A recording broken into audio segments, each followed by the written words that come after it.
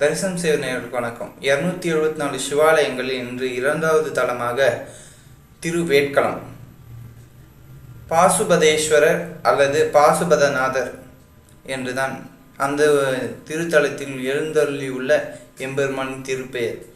அம்பிகை சர்க்குண அம்பாள் நல்ல நாயகி என்றும் தல மரம் சரியாக தெரியவில்லை. தீர்த்தம் கோவிலின் நல தீர்த்தம் என்று அழைக்கப்படுகிறது. வழிபட்டோர் சம்பந்தர், அப்பர், சேக்கிலார், நாரதர், அர்ஜுனன் முதலியோர். அர்ஜுனனுக்கு பாசுபதம் அருளிய திருத்தலமாகும். எனவே மிகவும் பழமையான திருத்தலம்தான்.